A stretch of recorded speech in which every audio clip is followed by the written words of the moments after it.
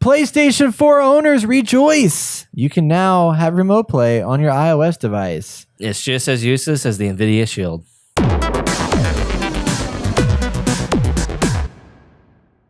It is time for our video game news. In this segment, we share the best headlines from the week in the gaming industry. And first up, PlayStation 4 owners rejoice! The time has come where you can almost have just shy of a Nintendo Switch. It's basically a Nintendo Wii U at this point in time, where you can now have remote play on your iOS device. Android owners, I'm sorry it's not there yet. But if you have iOS, you can now do what Sony has had for a little while with their phones. You can download the remote play app, the iPhone, on your iPhone, and then connect it. And as long as you're in the same network and your PS4 is either turned on or in sleep mode, you can play your games remotely from your phone with on-screen controls. It's here. It's real. You can play Red Dead Redemption 2 from the toilet. It's just as useless as the NVIDIA Shield.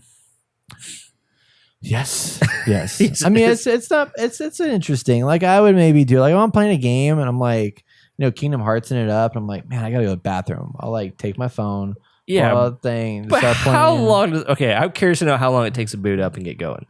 Like 2 seconds. I actually have no idea. I haven't tried it. Exactly. I mean, it's just not realistic unless you know that you're in like a really long house or tall house or whatever, and you have to go to bed, but you don't want to you can't be in the living room, or if someone's in the living room and you need to play your game. Think about like girlfriend or boyfriend or whatever, like whoever's using the TV, be like, hey, I'm watching TV. You can't play your video game. Well, screw you. Well, what if I'm they're using go on my iPad? What if they're using the PlayStation to watch Netflix? Well, nobody does that. That's dumb. See, I'm just That's curious. What you have an Apple TV for, right? Or a smart TV. I completely understand. You're right. Or a Chromecast. Right. Yeah, that's true. Or a Google Cast. I can see reasons to have this and use it for sure, but do we really need it right now? I don't think so. I mean, the PlayStation is already a home console, right? So it's supposed to be stationary in one location that hopefully is freed up for you to play, unless you live with, a bunch of brothers or sisters or big family or whatever. It's understandable why this is beneficial for some people. I just don't think it's necessary. Now, down the line, will it work out? I mean, if we can get the Xbox cloud system going, then yeah, it might be pretty cool. I think it's a cool stepping stone, but I agree. I don't think it's going to be used a whole lot. Like, people are going to be excited that it exists, and they might use it once or twice, and they're just going to forget about it. Yeah.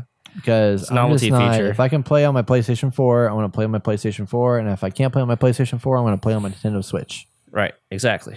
Or my PC. But if I'm doing something that needs remote, whatever, probably what's going to happen. But not everybody has a Switch. So if you're a PS4 owner and you just want to do some portable stuff, or just play a simple platformer on your phone while you're again, going to the bathroom. Right. I feel like this should be rebranded as not remote play, but toilet play. Just have a 30-second promo of just toilet people. I mean, I understand if this is the only console you have and you want to lay in bed and play games and you don't want to move your PlayStation or whatever. I mean, that works. That's what the PlayStation TV's for, the little device you plug in your TV. Yeah, that's what I thought. Well, no, I guess that's if you don't have a TV in your room and you want to still play. Okay. Right. I mean, yes, there's stipulations and stuff, which, yeah, totally. Well, anyway, so that's available. So if you're a PS4 owner and you've been wanting to play your games on your phone, but you haven't been able to, now you can play your games on your phone and carry them with you wherever you are. In your house.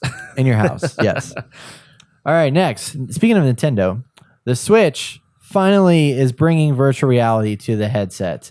You can now play virtual reality on the Nintendo Switch. This is so exciting. What? I cannot wait to talk about how awesome this is. You can now literally connect virtual reality, the best quality graphics using cardboard.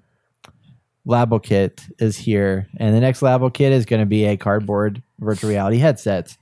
It is going to come out on April 12th, and it's going to have mini games as well as an additional physical cardboard to make the VR headset. It's going to encourage passing around Toy-Con creations amongst a group of people so everyone in the room can easily join in on the fun. They say that this will help, quote, encourage this social gameplay. Players simply slip the Nintendo Switch console into the Toy-Con VR goggles and hold it up to their eyes to explore numerous games and experiences, no head strap needed.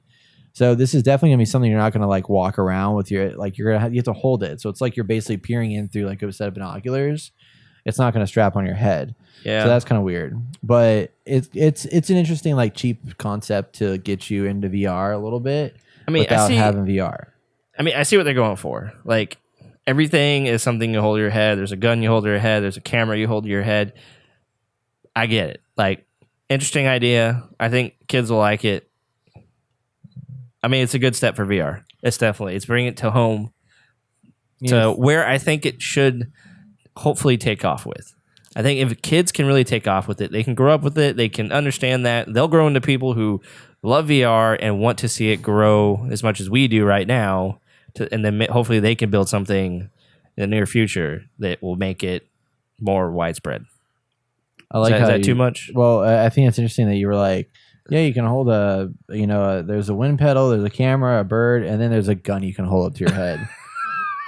The phrasing is just so bad.